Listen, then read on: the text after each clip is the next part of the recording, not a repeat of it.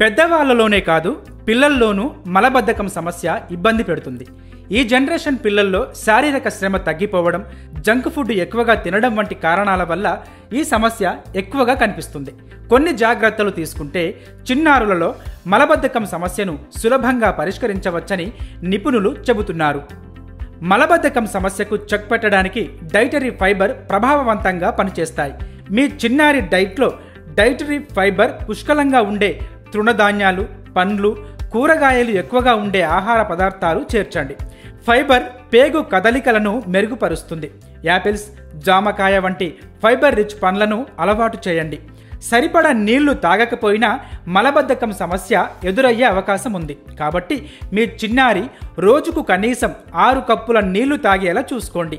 నీళ్లు తాగడానికి ఎక్కువగా ఇష్టపడకుంటే ఫ్రూట్ జ్యూసులు, కొబ్బరి నీరు, నిమ్మరసం వంటి వాటిని తాగించండి.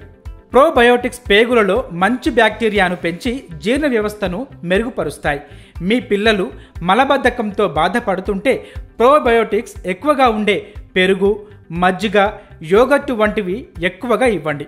ప్రతిరోజు ఉదయం 1 గ్లాసు గోరువెచ్చని నీటిని తాగించండి. అలాగే రాత్రిపూట 4 నానబెట్టిన ఎండు ద్రాక్ష ఇవ్వండి. నిద్రపోయే ముందు ఆవు పాలలో నెయ్యి వేసి తాగించండి. మలబద్ధకం వల్ల గ్యాస్, కడుపు ఉబ్బరం వంటి సమస్యలతో బాధపడుతుంటే కడుపుపై ఇంగువ వేయండి. పచ్చి, వేయించిన ఆహారానికి బదులుగా ఉడికించిన ఆహారం పెట్టడానికి ఎక్కువ ప్రాధాన్యత ఇవ్వండి. జంక్, ప్రాసెస్ చేసిన ఆహారానికి దూరంగా ఉంచండి.